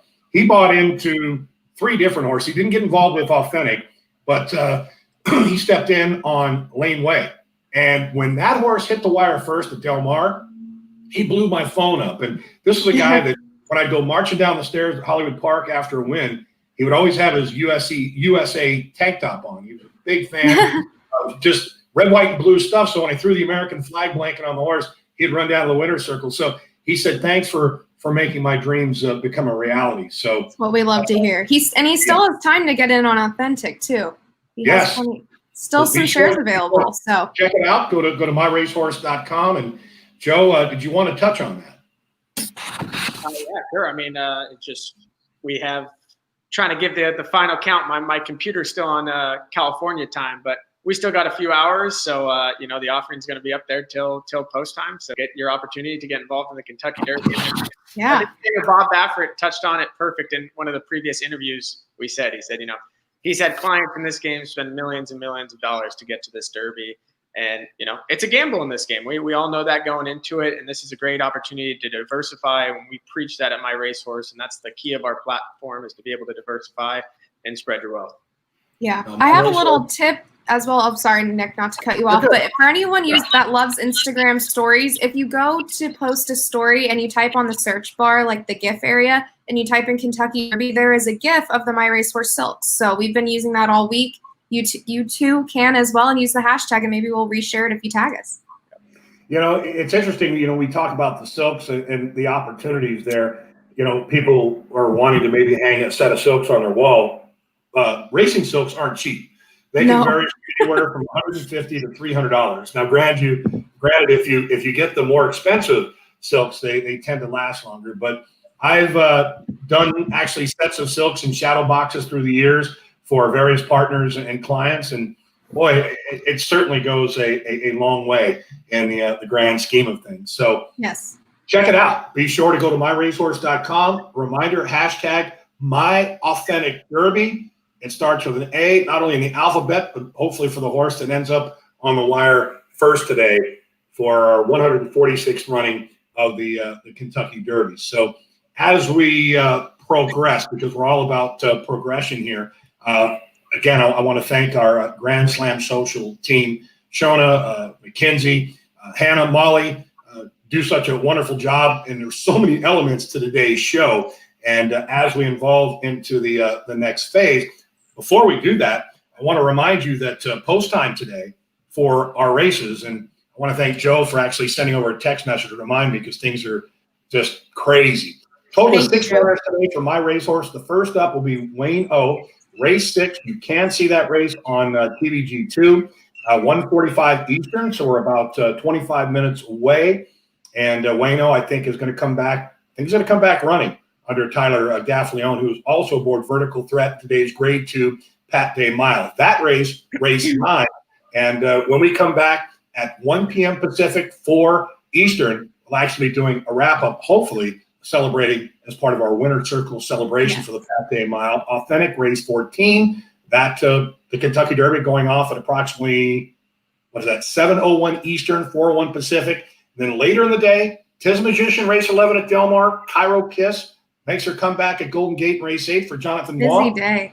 And then Amandrea, she looks to kind of be that cherry on top of Sunday that is Authentic. So agreed. And we have to thank you, Nick, as well. I know you were thanking everyone else, but we have to thank you, the host that does it all. So thank you. We wouldn't be here without you. Great. I love it. It's such an exciting time, and it's just amazing. It's surreal, but yet when it comes to the way this all began and the team that is assembled, it's not quite that unbelievable for me, because it's a vision that Michael had seen, and it's all becoming a reality. Hopefully we can get off and close with a victory with Authentic. All right, so we heard from our jockey, Hall of Fame rider, Johnny Velasquez. We've had a few snippets of our Hall of Fame trainer, Bob Baffert, who is looking to become tied for the all-time winningest trainer in the Kentucky Derby with 6. But Bob Baffert, he was able to catch up with our team and kind of give us some perspective on how Authentic is stepping up for this year's Derby. Authentic, he did really well. He's been known, he can get a little excited. And when I shipped him from Santa Anita to Del Mar, he got pretty revved up. And when he went to the Haskell for a day there, he's revved up. But here he's been really, really good. So he's maturing, and I really couldn't be happier with him. He's coming in this race, his last work. We just schooled him right now. He is just on it. I mean, he's, I don't like the 17 hole, but he's on it. And so, I expect a big effort from him. Well, Johnny V, they're breaking from the top of the stretch, so it's different than breaking at Santa Anita. You're right there. There's a lot of room. When you're in the 17, way on the outside, there's really nothing there. He's won at Del Mar, Santa Anita, wherever you take him, he wins. He's always been a really good feeling horse, and he came in here and he was on his toes, and he didn't get hot. It was a little bit humid when he first got in here. We wet him down. He dried off, and he was fine. But you could tell he's happy and he's enjoying what he's doing, and that's what you want to see at this point. I think it's a great concept. I have a lot of my friends that bought shares. Even I got Walker Bueller and Bodie Miller to buy shares. They're always checking in. How's the big horse doing? So they're excited about it. You've got all the Dodgers I know will be rooting for him. And so it's one of those things where I think it's a great idea.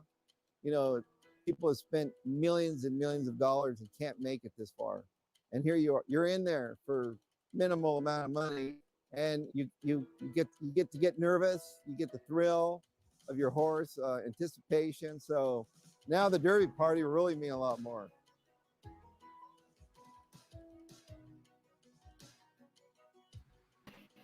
So there it is. Again, the fact that this has become such a big party, Bodie Miller teaming up, Walker Bueller of the Los Angeles Dodgers.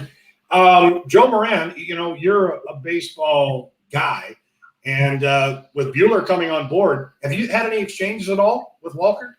I have not personally, but Paige, who's one of our representatives in Kentucky, she is good friends with Walker, so I know she has communicated with him often. Yeah, and obviously the Dodgers are, they're a team that is ultimately favored to potentially get to that World Series. And I like what I've seen. They certainly exploded last night on the Colorado Rockies, so hopefully some momentum there. But, in reference to all that are involved, as I alluded to the fact that my friend in East Los Angeles, my friend Jorge, he's not involved in Authentic, and I don't know what his trepidation was. I don't think it's a financial thing because his business is actually booming. You might need to send him a text and remind him that the shares are still available. You're right. And, Joe, at this stage of the game, you can confirm that there are shares available in Authentic, correct? I believe so. Yeah, please double check as I'm saying this. Been on the show for an hour or so, so I can double check for you. Well, while he's checking, I know that interview definitely got me pumped up. We have some more questions, and I love this question from Benita. Why do horses get so many baths? So I know as a former trainer, Nick, this might be a great question for you. Well, I think a lot of it is contingent upon how much they train and at what time of the year. Because during the wintertime, horses generally won't get as many baths because of the cold and, erring on the side of potentially them trying to get sick. It's like your children in a sense that, if they're out playing, they sweat. You want to alleviate any skin disorders. And I think at the same time, a bath makes them feel good. You'll note a lot of guys will actually give a horse a bath before they come over to race. But if a horse is out there perspiring and training and they're sweating, and what happens is the dirt and the sweat gets in and you don't give them a proper bath, then you may get a skin disease, they may get sick. But the real key at the end of the day is knowing the season. Because when it's warmer, when it's hotter, when it's more humid, you tend to want to keep these horses cool because they tend to run a little hot. So in the wintertime, I think you can get away with a little sponge bath and just wipe them off. And Joe, I know that not only are you a handsome, astute handicapper and a California racing manager, you've been my friend for a very long time, but you've been a groom yourself. The bath question is obviously very good. Yeah, I think it's a great question. It comes in frequently. And I would say the other thing is some days we'll give baths and not use soap. Another comparison that you kind of use would be comparing it to our hair. If you wash your hair every single day, your scalp's going to get dry, your hair is going to get dry. So with horses, the same thing. Depending on what they do that day, maybe they don't sweat a lot. You can get away with a sponge bath or just some water, but it is something they do really enjoy. And sometimes you got to be careful because when they're on the bath mats, they may want to take a little roll. So you got to be paying attention when you're holding. All right. Well, be sure to keep sending those questions in and thoughts. We'll have an opportunity to tag during the wrap-up segment. Leisha Davis, wow. Yeah, to have a horse run the Derby has already made my dream come true. And, they say dreams are free. I can pretty much say that when it comes to my racehorse, knowing the investment amount, it's about as close to free as you can get because they've given you the opportunity to get involved. And, of course, we can only hope this will be the tip of the iceberg. All right, we caught up with our Hall of Fame rider, Hall of Fame trainer. We've had some opportunities to see Authentic get off the plane, move over the racetrack. But, this exciting day is just the beginning for our boy Authentic. And when his racing career ends, he'll go on in a perfect world, of course, because we live in this perfect world, to go on to stand as Stallion at Spendthrift. So what does that look like? That's always the question. How does that process take place? Well, let's take a look. Established in the 30s, Spendthrift Farm has long been a part of the fabric of the Commonwealth of Kentucky and at the heart of the thoroughbred breeding industry. Stallions such as Nashua and Triple Crown champions Seattle Slew and Affirmed influenced the breed through their years of stud duty at Spendthrift. Current owner B. Wayne Hughes began establishing his vision of Spendthrift in 2004 and has created a stallion marketplace that has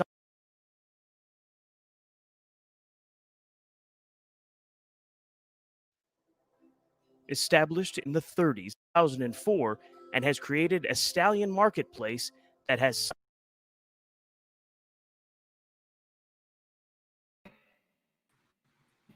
All right, so a little bit of a technical glitch there, and we'll try to get that filtered back out there for you.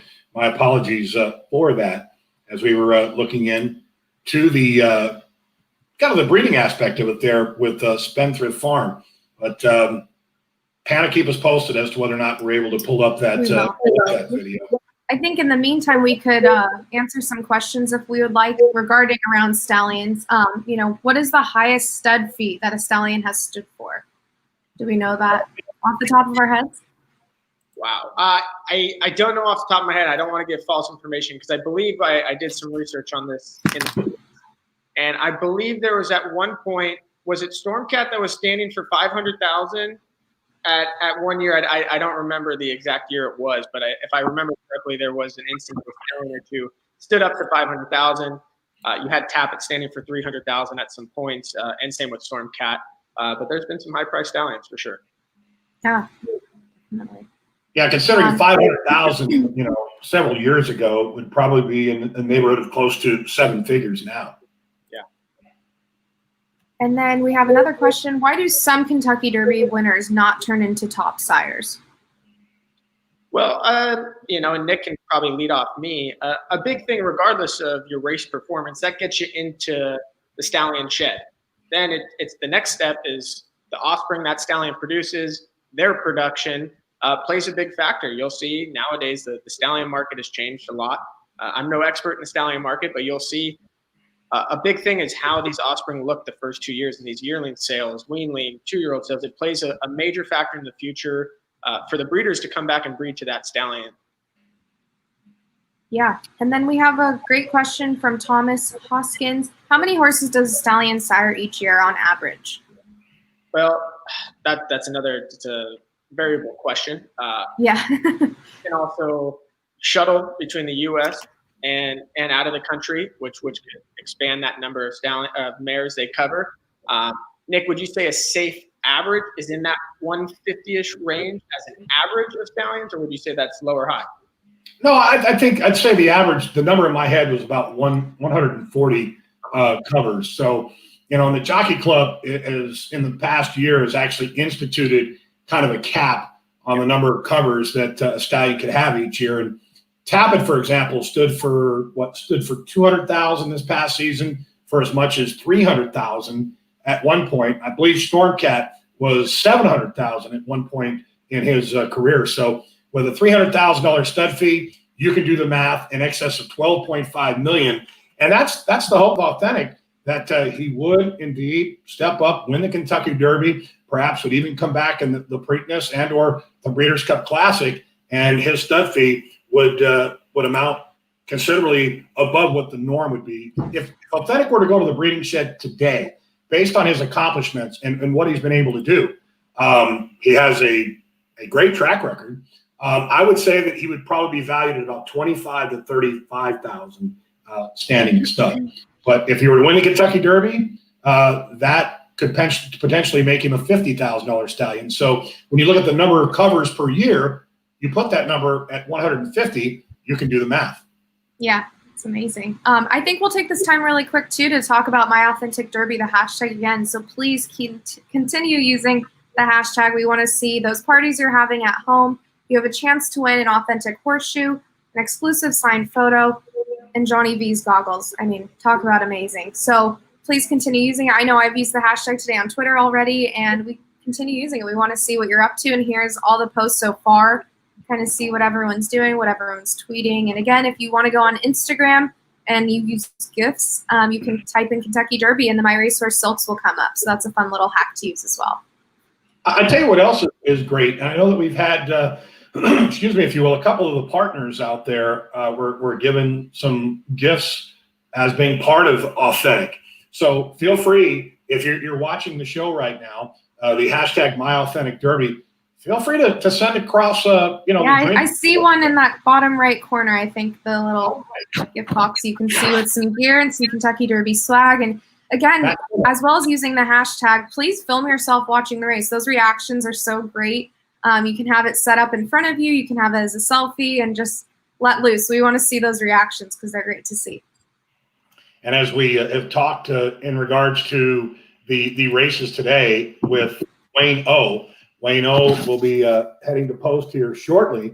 I was actually just checking in to see currently 11 to 1. We're approximately 13 minutes to post. He's drawn in post position number 4 of 10 as he makes his return for trainer Steve Asmussen and Tyler Gaffalione, who's looking to at least bring a pair home for the My Racehorse team today. Of course, Wayne O in a partnership with Mr. B. Wayne Hughes Spendthrift Farm, Slam Dunk Racing, our partnership with Slam Dunk Racing with Vertical Threat. So, yeah. Joe, do we have you back? I'm back. Yeah. I don't He's know. back and better than ever. It just disappeared on me, but I'm back. And I think we have some other really great coverage coming up. We have Vertical Threat in the Pat Day Mile today, and we have a great video about him. So I think we'll show that first once we get that other video working and up and running. All right, great. Let's do it.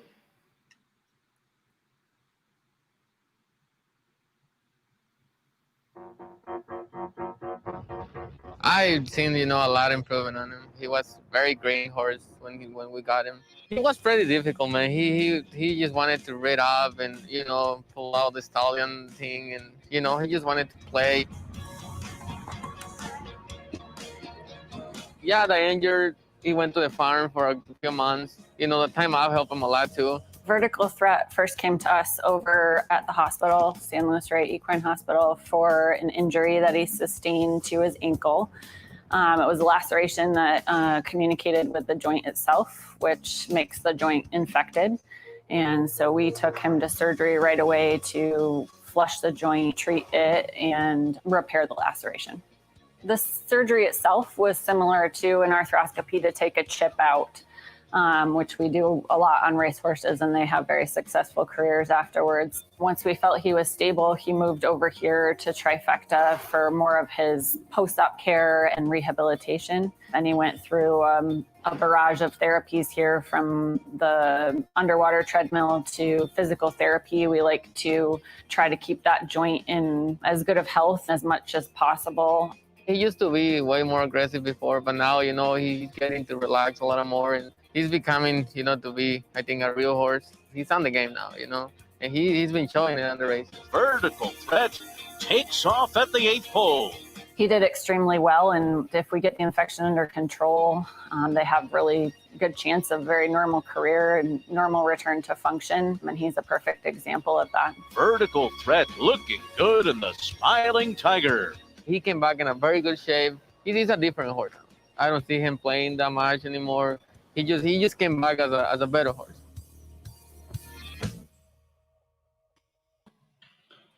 It is amazing when you think about a horse's career and all that may happen. We prefaced the show as we talked about Daddy's Joy, who won quite impressively on Thursday at Gulfstream Park in a partnership with Slam Dunk Racing, who had been sent to the sidelines as a result of a minor injury. Wasn't anything major, just required time. In regards to Vertical Threat, Joe, this goes back to when we had scouted him at the OBS in training sale. And the one thing we all knew about him, he was kind of a big boy, and he was if you were to put it into human terms, he were the bully on the playground. Yeah. And that was my only concern, because as I told both you and Joe Mishak, whatever you do, don't turn your back on this guy. Well, unfortunately, and I want to thank Dr. Corinne Potenza and her husband Nick. They do fabulous work at the Trifecta Equine Center across the street there in Bonsall from San Luis Rey Downs. And they were just, I can't even put into words the effort that they put in with the San Luis Rey Fire to be able to save horses and bring them back. But the story of Vertical Threat, it's almost as if it's its own comeback story in its own right. Yeah, no, absolutely. And like you said, Corinne has just done a phenomenal job with multiple horses for us, not only Vertical Threat. And she really just does a phenomenal job. She has so much attention to detail, and that's such a major part in the horse industry. And it proved to go a long way. And as we talked of him being that bullyish type attitude, that time off may have been a blessing in disguise for him. Yeah, absolutely. And I think it gave him time to kind of get his game together. And, hopefully in a few hours, we'll look back and say, we've got ourselves a grade 2 winner. We're on to bigger and better things. And Vertical Threat, once again, going postward this afternoon at approximately 3:35 Eastern, 12:35 on the left coast. And just a reminder that we'll be back on at 1 o'clock for the second segment of our live show. So as we are trying to get our bearings together, because we were hoping to bring you that video from Spendthrift and the Scott Hableton. Hannah, any other social posts up that you want to mention? Yeah, so Joy from Facebook said, why would the Jockey Club put a limit on the number of mares a stallion could cover? Nick, you go, Oh, okay. Well, I mean, I guess the exact Jockey Club answer I don't have right in front of me, but a big part is for if a stallion covered 500 mares a year, it's not going to help expand the game. So I think a lot has to do with the game, and also for the markets and sales. I think that plays a major factor in it too. Would you agree with that, Nick? I would. Again, just because a horse covered and got in full 150 mares, you threw a number out there, and it's not really actually that crazy of a number. Yeah. But I think the idea is to give the breeder, the smaller breeder, an opportunity to prove their stallion. One case in point, take a look at Daredevil. Daredevil, I believe, stood one season, and we've seen what his progeny has gone on to do, including yesterday's winner in the Grade 1 Kentucky Oaks. So maybe if there were a little bit more of a dynamic that would appeal to the masses, perhaps they would give these stallions a bit more of a chance. I mean, Daredevil, he's only 8 years old as the son of More Than Ready, but he was shipped across the water and no longer here on U.S. soil. And he ran 1-2 in the Oaks.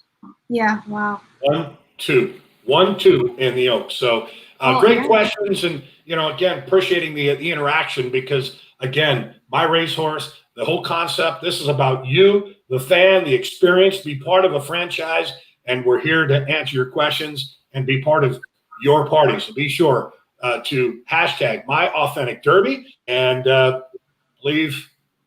We have the video ready, and I know we have Wayno coming up soon, so we'll try and get this in before so people can go watch the race. All right, let's go to that video. Wayno, by the way, 6 minutes to post. Established in the 30s, Spendthrift Farm has long been a part of the fabric of the Commonwealth of Kentucky and at the heart of the thoroughbred breeding industry. Stallions such as Nashua and Triple Crown champions Seattle Slew and Affirmed influenced the breed through their years of stud duty at Spendthrift. Current owner B. Wayne Hughes began establishing his vision of Spendthrift in 2004 and has created a stallion marketplace that has something for everyone, led by America's #1 general sire of 2019, Into Mischief. We've been here for 16 years. We started from scratch. Mr. Hughes had about 40 brood mares at the time. We started off with one $5,000 stallion horse named Teton Forest that Mr. Hughes raced. And we've evolved to having one of the largest stallion rosters in North America, standing a leading stallion in North America and Into Mischief, and expanding into Australia and even some activities in South America as well. How are the different personalities of these stallions when it comes to the breeding process? Are some, how do you phrase this, more into it than others? Most of the best stallions that I've seen are also very good breeders, and Into Mischief definitely falls into that category. He's probably the best breeding stallion that I've ever been around. And I think the things that go into making up that are that he has tremendous libido. So he is always ready to go. You put a mare in front of him and he's ready to breed. He has tremendous fertility. So he's very efficient. He's very easy on himself. He goes into the breeding shed. He mounts the mare one time in just a few minutes and breeds her. And that's the end of it. And it has to, in the thoroughbred world, be a live cover, right? The thoroughbred industry still has the only registry that requires live cover. All other breeds use artificial insemination. Thoroughbreds are live cover. That stallion has to physically breed the mare. On average, how many mares would a particular stallion cover in one day? A stallion on a given day may breed as many as 4 times. So our morning breeding session is at 7 a.m. We'll come back at 2 p.m., 6:30 p.m., and 10 p.m. if we need to. And you hear the term teaser stallion mentioned. What is that process like? What are their responsibilities? How graphic do you want me to get here? A teaser on a thoroughbred farm is basically the world's worst job description. The teaser is used, he is a male horse who is used to gauge how receptive a mare may be to breeding the stallion. And he really is a really important line of defense for the stallion and for the mare as well. So it's very important that mare shows that she is going to be receptive to being bred. So if she is receptive, then that mare goes right in and gets bred by our thoroughbred stallion. If not, we've got a little bit more work to do to determine whether or not she's going to be receptive. But it's a very frustrating job being a teaser on a thoroughbred farm. Does he ever get a chance? He occasionally gets a shot. We'll occasionally have nurse mares on the farm, and they'll get a chance to breed those mares. It's always a good day for those guys when they get to breed a nurse mare. Each year, stallion farms worldwide are constantly combing the racing landscape to find the next thoroughbred racehorse that fits what their customers want. And there is no doubt at Spendthrift Farm, their customers can't get enough of their stallion Into Mischief, whose runners have earned over $71 million and counting. Enter into the picture Grade 1 winner Authentic, a son of Into Mischief. How important is it in the fact that Authentic, when he wraps up his racing career, that he will be joining his stallion Into Mischief here at Spendthrift Farm? It's a big factor for us. Obviously, Into Mischief has gotten off to a great start at stud. He's establishing himself, we feel like, as a sire of sires. And so Authentic, as a really, really talented, precocious, potentially classic horse, was just a natural fit for us. I think this speed is a huge factor in it. Into Mischief obviously was loaded with speed. Authentic is too, and he's showing the ability to stretch out a little bit as well. The selling points are that he is a son of Into Mischief, that he is a gorgeous looking animal, very correct, very athletic looking, and that he's a horse that's got a little bit more stretch. Into Mischief is kind of a compact, little racier type of a horse. This horse has a little bit more length to him and a little bit more classic look. And I think that's something that people are wanting to see out of Into Mischief is this more classic type. And as Into Mischief is getting these better and better mares, as his stud fee goes up, he's showing that he can get that type of a horse. And we think Authentic represents just that. I think people getting the opportunity to be involved firsthand in a racehorse like Authentic is something new and exciting for people. And even newer and less familiar and maybe even more exciting is the idea of being involved in a horse like Authentic as a stallion prospect. He has so much potential in that area. Any stallion can be a tremendous success or a tremendous failure, but it's a great ride, and I think people will really enjoy being involved in that process. It's great to look forward to seeing those offspring, those first foals when they're born, and that begins to give you your first glimpse of what kind of success this horse may have.